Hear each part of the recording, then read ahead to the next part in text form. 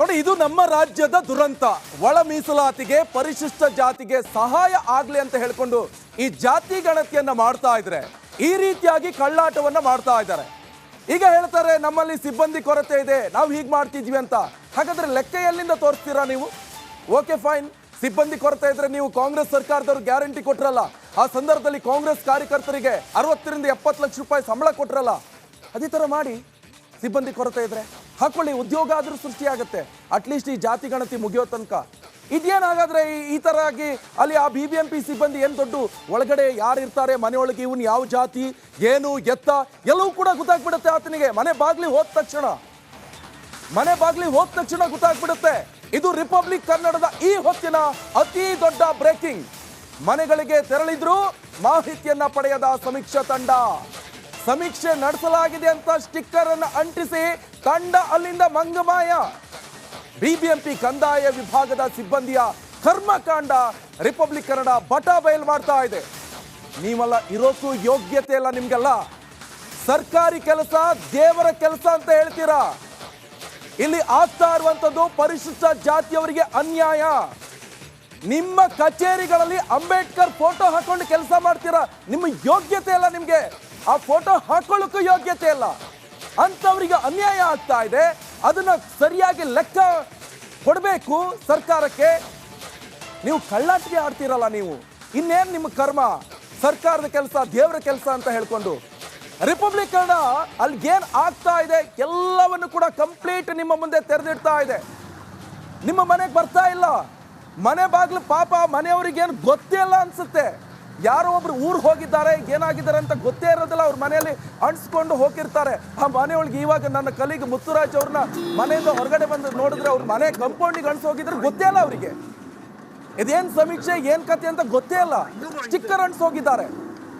ಇವರೆಲ್ಲ ಕೆಲಸ ಮಾಡೋರು. ಧರ್ಮಕ್ಕೆ ನಮ್ಮ ಕರ್ನಾಟಕ ರಾಜ್ಯದ ಜನರ ಟ್ಯಾಕ್ಸ್ ದುಡ್ಡಲ್ಲಿ ತಿಂದು ತೇಗ್ತಾ ಇದ್ದಾರೆ ಇವರೆಲ್ಲ. ಸುಖ ಸುಮ್ಮನೆ ಇವ್ರಿಗೆ ಬೇರೆ ಮತ್ತೆ ಜಾತಿ ಗಣತಿ ಇದೆಲ್ಲ ಬೇಕಾ? ಮತ್ತೆ ಇದಕ್ಕೆ ಎಷ್ಟು ಕೋಟಿ ಇಟ್ಕೊಂಡಿದ್ರೆ ಗೊತ್ತಿಲ್ಲ. ಕಳೆದ ಬಾರಿ ಅಂದಾಜು 165 ಕೋಟಿ. ಅದನ್ನ ಯಾರು ತುಂಬ್ತಾರೆ? ಟ್ಯಾಕ್ಸ್ ದುಡ್ಡು ಅಲ್ವಾ ಅದು? ಅದನ್ನು ವಾಪಸ್ ಕೊಡ್ತಾರಾ? ಇಲ್ಲ. ಎಲ್ಲಿ ಹೋಯ್ತು. ಅವ್ರ ಮೇಲೆಲ್ಲ ಸುಪ್ರೀಂ ಕೋರ್ಟಲ್ಲಿ ಕೇಸ್ ಹಾಕಬೇಕು. ಯಾರು ಸಾರ್ವಜನಿಕ ಅರ್ಜಿ ಹಾಕಬೇಕು. 165 ಕೋಟಿ ಹತ್ತತ್ರ ಖರ್ಚಾಗಿದೆ ಅಲ್ಲ, ಸುಮ್ಮನೆ ದುಂದು ವೆಚ್ಚ ಮಾಡಿದ್ರಲ್ಲ, ಕೇಸ್ ಹಾಕಬೇಕು ಇಂಥ ರಾಜಕಾರಣಿಗಳು ಅಧಿಕಾರಿಗಳ ವಿರುದ್ಧ. ಇದು ನೋಡಿದವರು ಯಾರು ರಿಪಬ್ಲಿಕ್ ಕನ್ನಡ ವೀಕ್ಷಣೆ ಮಾಡ್ತಿದ್ರಲ್ಲ, ಸಾರ್ವಜನಿಕರ ಹಿತಾಸಕ್ತಿ ಅರ್ಜಿ ಹಾಕಿ ಕೇಸ್ ಹಾಕಿ ಹೈಕೋರ್ಟಲ್ಲಿ ಕೇಸ್ ಸ್ಟ್ಯಾಂಡ್ ಆಗುತ್ತೆ. ಬಗ್ಗೆ ಮಾಹಿತಿ ಕೊಡ್ತಾರೆ ನನ್ನ ಕಲೀಗ್ ಮುತ್ತು, ನೇರ ಸಂಪರ್ಕದಲ್ಲಿ ಜಾಯ್ನ್ ಆಗಿದ್ದಾರೆ. ಮುತ್ತು, ಏನ್ ಕತೆ? ಅವರು ಸರ್ಕಾರಿ ಕೆಲಸ ದೇವ್ರ ಕೆಲಸ ಅಂತ ಹೇಳ್ತಾರೆ. ಸಮಾಜದ ಟ್ಯಾಕ್ಸ್ ದುಡ್ಡನ್ನ ಈ ರೀತಿಯಾಗಿ ತಿಂದು ತೇಗ್ತಾ ಇದ್ದಾರೆ. ಸಮಾಜಕ್ಕೆ ಒಳ್ಳೇದಾಗ್ಲಿ ಅಥವಾ ಜಾತಿ ಅಂದ್ರೆ ಪರಿಶಿಷ್ಟ ಜಾತಿಗೆ ಒಳ್ಳೇದಾಗ್ಲಿ ಅಂತ ಲೆಕ್ಕ ಪಡೆಯೋದು ಬಿಟ್ಕೊಂಡು ಕಚೇರಿಯಲ್ಲಿ ಅಂಬೇಡ್ಕರ್ ಫೋಟೋ, ಇದೇನಾ ನ್ಯಾಯ ಕೊಡೋದು? ಇವರು ಅಂಬೇಡ್ಕರ್ಗೆ ನ್ಯಾಯ ಕೊಡೋದು ಇದೇನಾ? ನಾನು ಇದರಲ್ಲಿ ಕಾಂಗ್ರೆಸ್ ಸರ್ಕಾರ ಜೊತೆಗೆ ಅಧಿಕಾರಿಗಳನ್ನು ಪ್ರಶ್ನೆ ಮಾಡ್ತಾ ಇದ್ದೇನೆ. ಮುತ್ತು, ಏನೇನಾಯ್ತು ಅಲ್ಲಿ? ನಿಕೇಶ್, ಇದೇ ಪರಿಶಿಷ್ಟ ಜಾತಿಗಳಲ್ಲಿ ಒಳ ಮೀಸಲಾತಿಯನ್ನು ಕೊಡಬೇಕಂತ ಹೇಳಿ ಸಾಕಷ್ಟು ದಶಕಗಳಿಂದಲೂ ಕೂಡ ಇದು ಹೋರಾಟ ನಡೆದುಕೊಂಡು ಬಂದಿದೆ. ಸರ್ಕಾರ ಕೂಡ 165 ಕೋಟಿ ಖರ್ಚು ಮಾಡಿಬಿಟ್ಟು ಹಿಂದೆ ಇದೇ ಪರಿಶಿಷ್ಟ ಜಾತಿಯ ಒಂದು ಸಮೀಕ್ಷೆ ಕೂಡ ಮಾಡಿತ್ತು. ಆದರೆ ಸಮೀಕ್ಷೆ ಸರಿಯಾಗಿಲ್ಲ ಅಂತ ಹೇಳಿ ಇದನ್ನ ಮರು ಸಮೀಕ್ಷೆ ಮಾಡೋದಕ್ಕೆ ಹೊರಟಿದೆ. ಈ ಮರು ಸಮೀಕ್ಷೆ ಬಗ್ಗೆ ಸಾಕಷ್ಟು ದೂರ ಬಂತು ರಿಪಬ್ಲಿಕ್ ಕನ್ನಡಕ್ಕೆ. ನಮ್ಮ ಮನೆಗೆ ಸ್ಟಿಕ್ಕರ್ ಅಂಟಿಸಿದ್ದಾರೆ, ನಮ್ಮನ್ನೇನು ಕೇಳಿಲ್ಲ ಅಂತ ಹೇಳ್ಬಿಟ್ಟು. ಇದರ ರಿಯಾಲಿಟಿ ಚೆಕ್ ಇದಂತಹ ಸಂದರ್ಭದಲ್ಲಿ ಇಂತಹ ಅಧಿಕಾರಿಗಳು ಏನ್ ಮಾಡ್ತಿದ್ದಾರೆ, ಮನೆಗಳಿಗೆ ಹೋಗ್ಬಿಟ್ಟು ಸ್ಟಿಕ್ಕರ್ಗಳನ್ನ ಅಂಟಿಸಿ ನಾವು ಸಮೀಕ್ಷೆ ಮಾಡಿದೀವಿ ಮನೆಯಲ್ಲಿ ಅಂತ ಹೇಳ್ಬಿಟ್ಟು ಸುಳ್ಳು ದಾಖಲೆಗಳನ್ನು ಕೊಡುವಂತಹ ಕೆಲಸ ಕೂಡ ಮಾಡಿದ್ದಾರೆ. ಅಲ್ಲಿರುವಂತಹ ಜನ ಕೂಡ ಮಾತಾಡ್ತಾ ಇದ್ದಾರೆ, ನಮ್ಮ ಮನೆಗೆ ಬಂದು ನೀವು ಏನ್ ಕ್ವಶನ್ ಕೇಳಿದ್ರಿ, ಯಾಕೆ ಅಂಟಿಸಿದ್ರಿ ಅಂತ ಕೂಡ ಎಲ್ಲರೂ ಕೂಡ ಪ್ರಶ್ನೆಯನ್ನ ಮಾಡ್ತಾ ಇದ್ದಾರೆ. ಈ ಪ್ರಶ್ನೆಗೆ ಅಧಿಕಾರಿಗಳ ಬಳಿ ಯಾವುದೇ ರೀತಿಯಾದಂತಹ ಉತ್ತರ ಇಲ್ಲ. ಈ ಬಾರಿ ನಿವೃತ್ತ ನ್ಯಾಯಮೂರ್ತಿ ಆಗಿರುವಂತಹ ನಾಗಮೋಹನ್ ದಾಸ್ ಅವರ ನೇತೃತ್ವದಲ್ಲಿ ಆಯೋಗವನ್ನು ರಚನೆ ಮಾಡಿ ಒಳ ಮೀಸಲಾತಿ ಕೊಡುವ ಸಂಬಂಧಪಟ್ಟಂತೆ ಪರಿಶಿಷ್ಟ ಜಾತಿಗಳ ಸಮೀಕ್ಷೆನ ಮಾಡಲಾಗ್ತಾ ಇದೆ. ಇಡೀ ಬೆಂಗಳೂರಲ್ಲಿ ಇದುವರೆಗೂ ನಾವು 80% ನಾವು ಈ ಸಮೀಕ್ಷೆನ ಮಾಡಿದ್ದೀವಿ ಅಂತ ಹೇಳಿ BBMP ಆಯುಕ್ತರು ಈ ಆಯೋಗಕ್ಕೆ ವರದಿ ಕೊಡೋಕೆ ಹೊರಟಿದ್ದಾರೆ. ಆದರೆ 80% ಅಲ್ಲಿ 79% ಇವ್ರು ಯಾರನ್ನೂ ಕೂಡ ಮಾತಾಡ್ಸಿಲ್ಲ. ಕೇವಲ ಇದೇ ರೀತಿಯಾಗಿ ಹೋಗಿ ಮನೆಗಳ ಮುಂಭಾಗದಲ್ಲಿ ಸ್ಟಿಕ್ಕರ್ ಅನ್ನು ಅಂಟಿಸಿ ಸಮೀಕ್ಷೆ ಆಗಿದೆ ಅಂತ ಹೇಳಿಬಿಟ್ಟು ಸುಳ್ಳು ವರದಿಯನ್ನು ಕೊಡುವಂತಹ ಮಾಡ್ತಾರೆ. ಈ ಸುಳ್ಳು ವರದಿಯಿಂದ ಏನಾಗುತ್ತೆ, ಪರಿಶಿಷ್ಟ ಜಾತಿಯವರಿಗೆ ಅನ್ಯಾಯ ಆಗುತ್ತೆ. ಒಳ ಮೀಸಲಾತಿ ಕೊಡುವಂತಹ ಸಂದರ್ಭದಲ್ಲಿ ಕೆಲವೊಂದಿಷ್ಟು ಜಾತಿಗಳ ಉಪಪಂಗಡಗಳಿಗೆ ದೊಡ್ಡ ಮಟ್ಟದ ಹೊಡೆತವಾಗುತ್ತೆ. ಈ ಹೊಡೆತವಾದಾಗ ಎಷ್ಟೋ ಜನಕ್ಕೆ ಉದ್ಯೋಗ ಸಿಗೋದಿಲ್ಲ, ಮೀಸಲಾತಿ ಸಿಗೋದಿಲ್ಲ. ಇಂತಹ ಸುಳ್ಳು ವರದಿಯ ಆಧಾರದ ಮೇಲೆ ಸರ್ಕಾರ ಕೂಡ ಒಳ ಮೀಸಲಾತಿ ಕೊಡಕ್ಕೆ ಹೊರಟಿರುವಂತದ್ದು. ಸದ್ಯಕ್ಕೆ ಜನ ಕೂಡ ಇದರ ಬಗ್ಗೆ ವಿರೋಧ ವ್ಯಕ್ತಪಡಿಸ್ತಿದ್ದಾರೆ. ಯಾರು ಕೂಡ ಸಮೀಕ್ಷೆನ ಮಾಡ್ತಾ ಇಲ್ಲ, ಕೇವಲ ಮನೆಗಳ ಮುಂಭಾಗದಲ್ಲಿ ಬಂದ್ಬಿಟ್ಟು ಸ್ಟಿಕ್ಕರ್ಗಳನ್ನ ಅನಿಸುವಂತ ಕೆಲಸವನ್ನು ಮಾಡ್ತಿದೆ ಅಂತೇಳಿ ಸಾರ್ವಜನಿಕರಿಗೆ ದೂರುಗಳು ಕೂಡ ಕೊಡ್ತಿದ್ದಾರೆ. ಸರ್ಕಾರ ಈಗಲಾದ್ರೂ ಎಚ್ಚೆತ್ತುಕೊಂಡು ಇಂತಹ ಸುಳ್ಳು ಸಮೀಕ್ಷೆ ಮಾಡ್ತಿರುವಂತಹ ಅಧಿಕಾರಿಗಳ ವಿರುದ್ಧ ಕ್ರಮವನ್ನು ಕೈಗೊಳ್ಳಬೇಕು. ಜೊತೆಗೆ ಸಾರ್ವಜನಿಕರು ಕೂಡ ಇದನ್ನ ಪ್ರಶ್ನೆ ಮಾಡಬೇಕಾಗಿರುವಂತಹ ಅನಿವಾರ್ಯತೆ ಬಂದಿದೆ. ಇಲ್ಲೇ ಹೋದ್ರೆ ಪರಿಶಿಷ್ಟ ಜಾತಿಯವರು ಮನೆಯಲ್ಲಿ ಇದ್ರೂ ಕೂಡ ಅವರು ಬೇರೆ ಜಾತಿಯವರು ಅಂತ ಹೇಳಿಬಿಟ್ಟು ವರದಿಯನ್ನು ಕೊಡುವಂತಹ ಕೆಲಸ ಮಾಡ್ತಿದ್ದಾರೆ. ಇದಕ್ಕಾಗಿ ಎಷ್ಟು ಕೋಟಿ ಖರ್ಚು ಮಾಡ್ತಿದ್ದಾರೆ, ಜನರ ಟ್ಯಾಕ್ಸ್ ದುಡ್ಡು ಕೂಡ ಇಲ್ಲಿ ಹಾಳಾಗ್ತಿರುವಂತದ್ದು.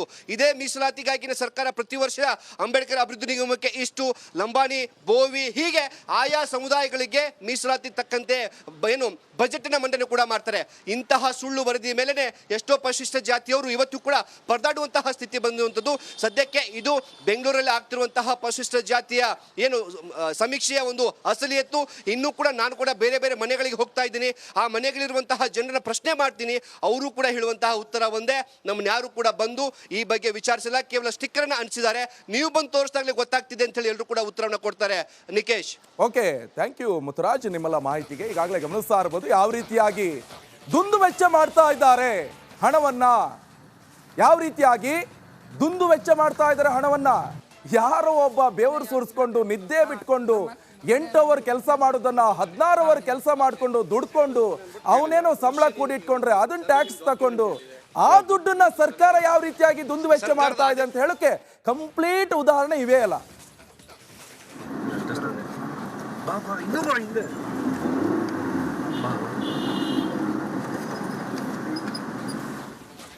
ನೋಡಿ, ಪರಿಶಿಷ್ಟ ಜಾತಿಗೆ ಸಹಾಯ ಆಗಲಿ, ಜಾತಿ ಗಣತಿಯಿಂದ ಅಂತ ಹೇಳ್ಕೊಂಡು ಈ ರೀತಿಯಾಗಿ ಗಣತಿ ಮಾಡೋಕೆ ಹೊರಟಿರುವಂತ ಸರ್ಕಾರ ನಿಮಗೆ ಮಾನ ಮರ್ಯಾದೆ ಇದೆಯಾ ಅಂತ. ಅಂಬೇಡ್ಕರ್ ಫೋಟೋ ಹಾಕೊಳ್ತೀರ ನಿಮ್ಮ ಕಚೇರಿಗಳಲ್ಲಿ, ಅಂಬೇಡ್ಕರ್ಗೆ ಮಾಡುವಂತ ಅವಮಾನ ಇದು. ನೀವು ಮಾಡ್ತಾ ಇರುವಂತದ್ದು ಅಂಬೇಡ್ಕರ್ಗೆ ಮಾಡುವಂತ ಅವಮಾನ. ಜೊತೆಗೆ ಸರ್ಕಾರಿ ಕೆಲಸ ದೇವ್ರ ಕೆಲಸ ಅಂತ ಹೇಳ್ತಿರಲ್ಲ, ನಿಮ್ಗೆ ಅದು ಹೇಳೋಕ್ಕೂ ನಿಮ್ಗೆ ಅರ್ಹರಲ್ಲ ನೀವು. ಒಬ್ಬೊಬ್ಬ ಅಧಿಕಾರಿಗಳು, ಇದಕ್ಕೆ ಸಂಬಂಧಪಟ್ಟಂತ ರಾಜಕಾರಣಿಗಳು ಇವಾಗ ಈ ರೀತಿಯಾಗಿ ನೀವು ಜಾತಿ ಗಣತಿ ಅಂತ ಮಾಡಿಕೊಂಡು ನಾಳೆ ಇಲ್ಲಿ ಮೀಸಲಾತಿ ವಿಚಾರದಲ್ಲಿ ಸಾಕಷ್ಟು ಗೊಂದಲ ಸೃಷ್ಟಿ ಮಾಡಿಕೊಂಡು ನಾಳೆ ಏನ್ ಮಾಡ್ತಾರೆ, ಫ್ರೀಡಂ ಪಾರ್ಕ್ ಅಲ್ಲಿ ಪಾಪ ಇವ್ರು ಹೋಯ್ಕೊಂಡು ಸಮುದಾಯದವ್ರು ಹೋಯ್ಕೊಂಡು ಅಲ್ಲಿ ಹೋಯ್ಕೊಂಡು ಪ್ರೊಟೆಸ್ಟ್ ಮಾಡ್ತಾರೆ. ನಿಮ್ಮ ಜನಾಂಗದವರೇ ಅಲ್ಲಿ ಹೋಯ್ಕೊಂಡು ಕೇಳಲ್ಲ ನೀವು ಏನೋ ಪ್ರೊಟೆಸ್ಟ್ ಮಾಡ್ತಾ ಇದ್ರಿ ಅಂತ. ಒಳ ಮೀಸಲಾತಿಗೆ ಹೋಗ್ಕೊಂಡು ಪ್ರೊಟೆಸ್ಟ್ ಮಾಡ್ತಾರೆ. ಆ ಸಂಬಂಧಪಟ್ಟ ಸಚಿವರು, ಆ ಸಮುದಾಯಕ್ಕೆ ಸೇರುವಂತ ಸಚಿವರು, ಶಾಸಕರು ಅವ್ರನ್ನ ಅಟ್ಲೀಸ್ಟ್ ಮಾತನಾಡಿಸುವಂತ ಪ್ರಯತ್ನ ಮಾಡಲ್ಲ. ಇಂಥವರೆಲ್ಲ ನಮ್ಮ ಸಮಾಜದಲ್ಲಿದ್ದಾರೆ. ಜನರ ಟ್ಯಾಕ್ಸ್ ದುಡ್ಡನ್ನ ಈ ರೀತಿಯಾಗಿ ಕೊಳ್ಳೆ ಹೊಡಿತಾ ಇದ್ದಾರೆ. ನೋಡಿ, ಇದು ನಮ್ಮ ರಾಜ್ಯದ ದುರಂತ. ಒಳ ಮೀಸಲಾತಿಗೆ ಪರಿಶಿಷ್ಟ ಜಾತಿಗೆ ಸಹಾಯ ಆಗ್ಲಿ ಅಂತ ಹೇಳ್ಕೊಂಡು ಈ ಜಾತಿ ಗಣತಿಯನ್ನ ಮಾಡ್ತಾ ಇದ್ರೆ ಈ ರೀತಿಯಾಗಿ ಕಳ್ಳಾಟವನ್ನ ಮಾಡ್ತಾ ಇದ್ದಾರೆ. ಈಗ ಹೇಳ್ತಾರೆ ನಮ್ಮಲ್ಲಿ ಸಿಬ್ಬಂದಿ ಕೊರತೆ ಇದೆ, ನಾವು ಹೀಗೆ ಮಾಡ್ತಿದ್ವಿ ಅಂತ. ಹಾಗಾದ್ರೆ ಲೆಕ್ಕ ಎಲ್ಲಿಂದ ತೋರಿಸ್ತೀರಾ ನೀವು? ಓಕೆ ಫೈನ್, ಸಿಬ್ಬಂದಿ ಕೊರತೆ ಇದ್ರೆ ನೀವು ಕಾಂಗ್ರೆಸ್ ಸರ್ಕಾರದವ್ರು ಗ್ಯಾರಂಟಿ ಕೊಟ್ರಲ್ಲ, ಆ ಸಂದರ್ಭದಲ್ಲಿ ಕಾಂಗ್ರೆಸ್ ಕಾರ್ಯಕರ್ತರಿಗೆ 60 ರಿಂದ 70 ಲಕ್ಷ ರೂಪಾಯಿ ಸಂಬಳ ಕೊಟ್ರಲ್ಲ, ಅದೇ ತರ ಮಾಡಿ. ಸಿಬ್ಬಂದಿ ಕೊರತೆ ಇದ್ರೆ ಹಾಕೊಳ್ಳಿ, ಉದ್ಯೋಗ ಆದ್ರೂ ಸೃಷ್ಟಿಯಾಗತ್ತೆ. ಅಟ್ಲೀಸ್ಟ್ ಈ ಜಾತಿ ಗಣತಿ ಮುಗಿಯೋ ತನಕ ಇದೇನಾಗಾದ್ರೆ ಈ ತರ ಆಗಿ ಅಲ್ಲಿ ಆ BBMP ಸಿಬ್ಬಂದಿ ಏನ್ ದೊಡ್ಡ ಒಳಗಡೆ ಯಾರು ಇರ್ತಾರೆ, ಮನೆಯೊಳಗೆ ಇವನ್ ಯಾವ ಜಾತಿ ಏನು ಎತ್ತ ಎಲ್ಲವೂ ಕೂಡ ಗೊತ್ತಾಗ್ಬಿಡುತ್ತೆ ಆತನಿಗೆ. ಮನೆ ಬಾಗ್ಲಿ ಹೋದ ತಕ್ಷಣ ಗೊತ್ತಾಗ್ಬಿಡುತ್ತೆ. ಇದು ರಿಪಬ್ಲಿಕ್ ಕನ್ನಡದ ಈ ಹೊತ್ತಿನ ಅತಿ ದೊಡ್ಡ ಬ್ರೇಕಿಂಗ್. ಮನೆಗಳಿಗೆ ತೆರಳಿದ್ರು ಮಾಹಿತಿಯನ್ನ ಪಡೆಯದ ಸಮೀಕ್ಷಾ ತಂಡ. ಸಮೀಕ್ಷೆ ನಡೆಸಲಾಗಿದೆ ಅಂತ ಸ್ಟಿಕ್ಕರ್ ಅನ್ನು ಅಂಟಿಸಿ ತಂಡ ಅಲ್ಲಿಂದ ಮಂಗಮಾಯ. BBMP ಕಂದಾಯ ವಿಭಾಗದ ಸಿಬ್ಬಂದಿಯ ಕರ್ಮಕಾಂಡ ರಿಪಬ್ಲಿಕ್